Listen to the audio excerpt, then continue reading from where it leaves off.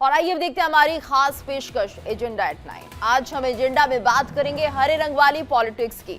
महाराष्ट्र निकाय चुनाव के बाद एआईएमआईएम की पार्षद सहर शेख के बयान पर सियासत थमने का नाम नहीं ले रही है और अब इस बीच उनकी पार्टी सहर शेख के सपोर्ट में उतर गई है।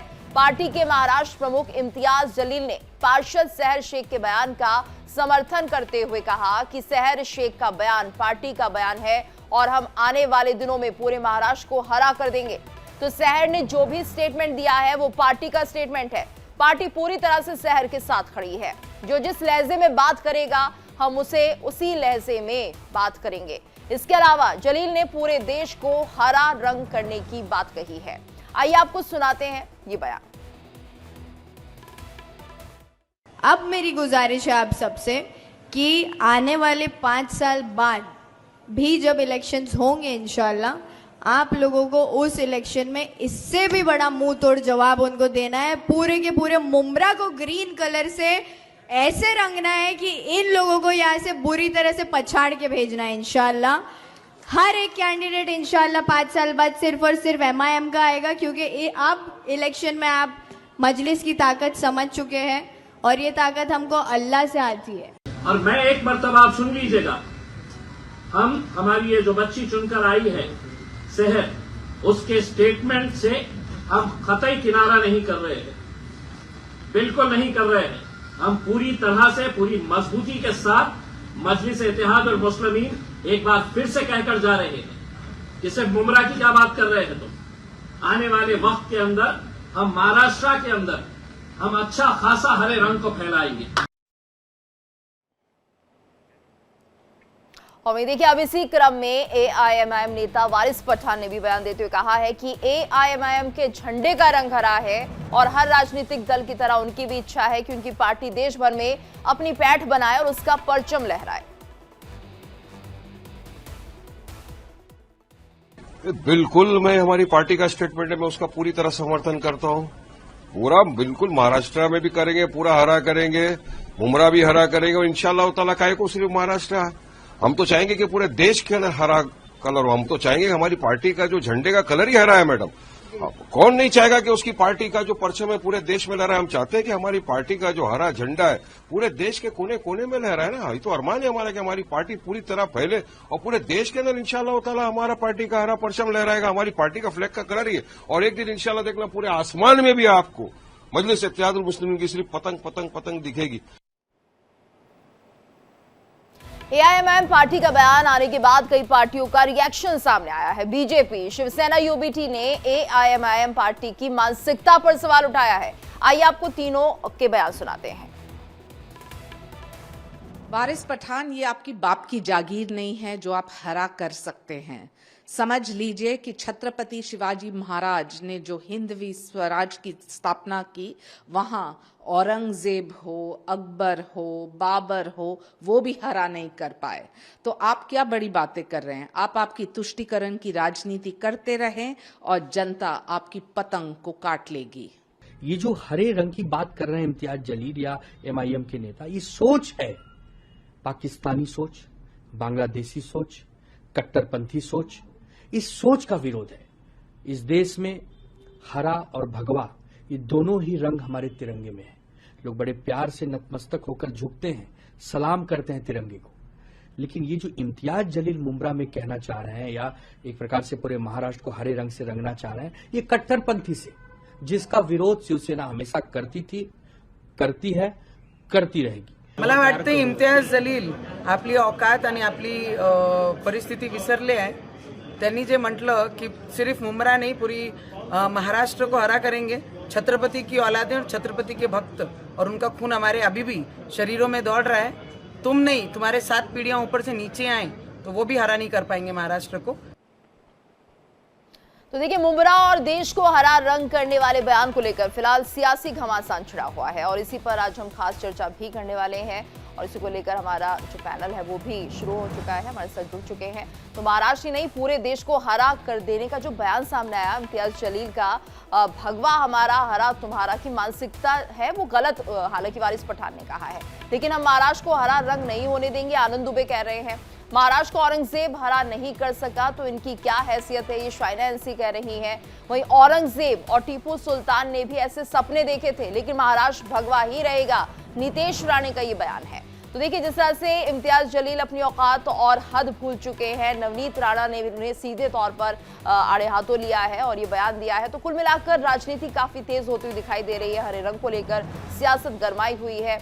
और ऐसे में हमने पहले भी देखा जिस तरह से पार्षद सहर शेख ने बयान दिया था और जिस तरह से उन्होंने कहा था कि अल्लाह ने जीत दिलाई है और पूरे मुमरा को हरा करना है, तो यहाँ पर जो मंशा है उस पर सवाल उठ रहे हैं। क्या सोच है आपकी, भारत में रहकर हरा कैसे आप कर सकते हैं? वहीं अगर बात होती है भगवा की, तो भगवा आतंक से जोड़ दी जाती है। भगवा की बात होती है तो उसे हिंदुत्व से जोड़ दिया जाता है। भगवा की बात होती है तो ये कहा जाता है कि राजनीति हो रही है। तो जिस तरह से पूरी तरह से सांप्रदायिकता फैलाने की कोशिश की जा रही है, इसको लेकर सवाल है और इन्हीं का जवाब जानने की भी हम कोशिश करेंगे। तो देखिए, जो लगातार ये चर्चा बनी हुई है, सहर शेख का समर्थन अगर इम्तियाज जलील करते हैं तो सीधे तौर पर यह माना जाए कि पार्टी का पूरा सपोर्ट सहर शेख को मिल रहा है।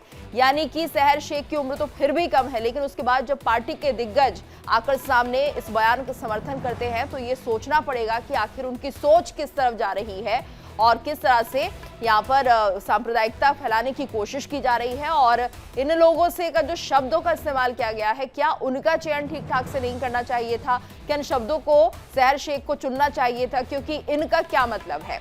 और ये तमाम ऐसे सवाल हैं जो उठने लगे हैं, जो इनकी नियत पर, इनकी मंशा पर सवाल उठा रहे हैं।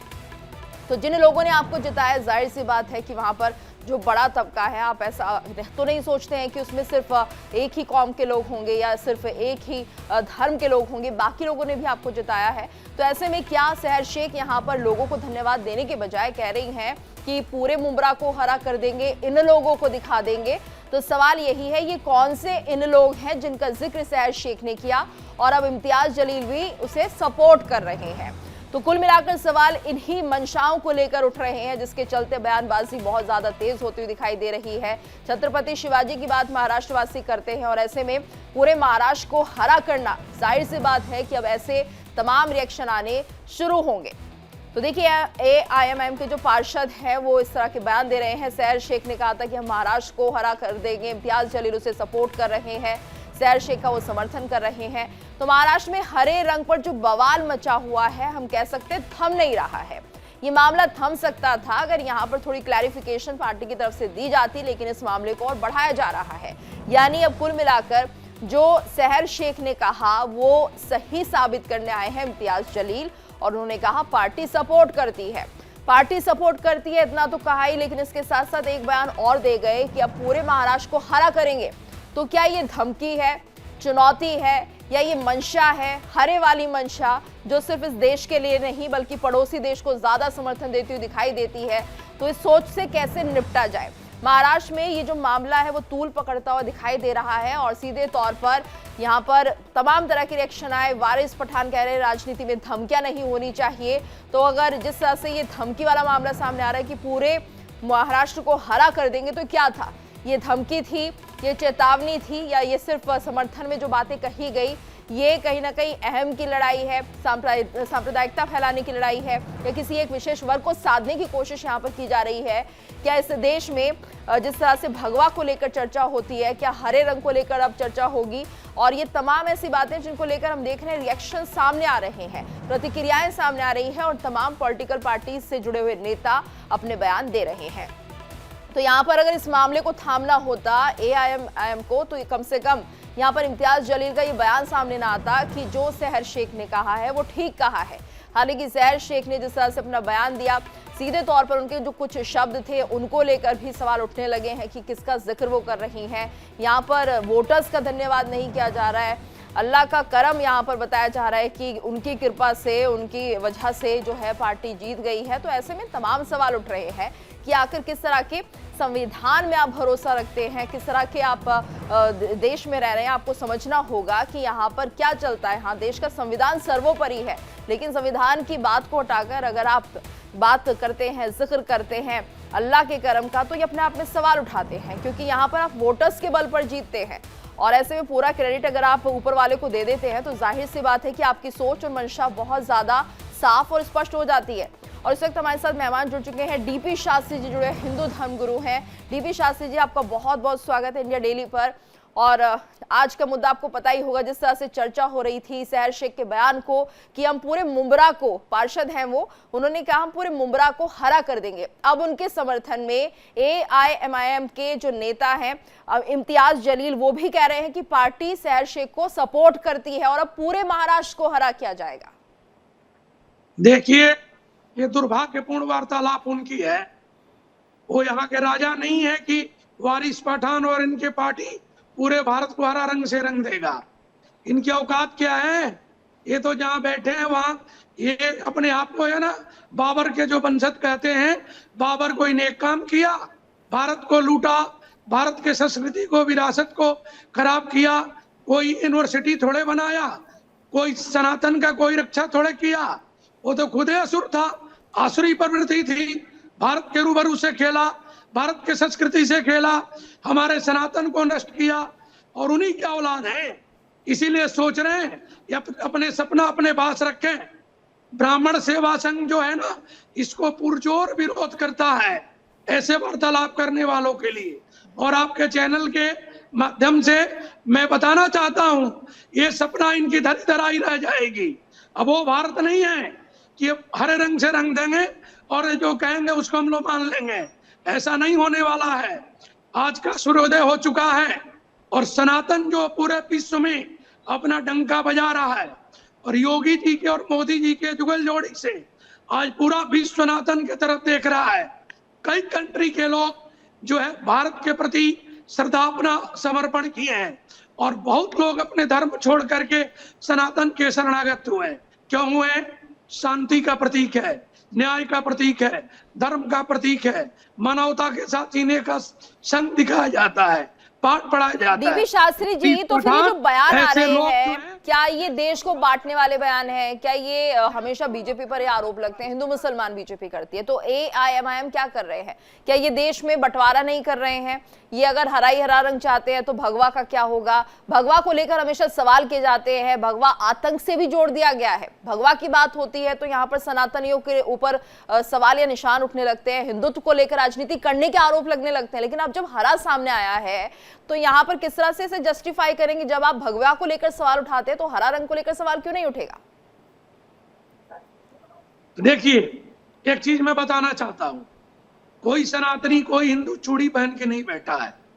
अगर हम शास्त्र को पढ़ते हैं तो शस्त्र भी हमारे पास है और वो समय नहीं है। मैं बार बार इनको कहना चाहता हूं, पठान जी को और इनके जितने लोग हैं जो जीत के आए हुए हैं, कि भाई मुंबई हो चाहे भारत हो, हमारी पूरी भारत की विरासत है और हमारी हिंदू छवि को जो कोई नुकसान पहुंचाएगा, हिंदू लोग के पास भी अपने सामर्थ्य है अपने रूबरू को बचाने के लिए, अपने संस्कृति बचाने के लिए, अपने सनातन बचाने के लिए।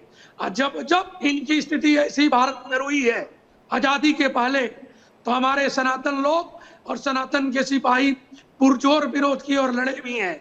समय आया है तो पृथ्वी सिंह चौहान की जीवनी देखिए, झांसी की जीवनी देखिए, बहुत बड़े लोग क्रांतिकारी मंगल पांडे ऐसे लोग संसार में हुए हैं और अभी भी लोग हैं। ऐसे कि नहीं है कि किसी घर पे भगवा जाके रंग देंगे, किसी को मंदिर को भगवा रंग देंगे और लोग जाकर के रंगवा लेंगे।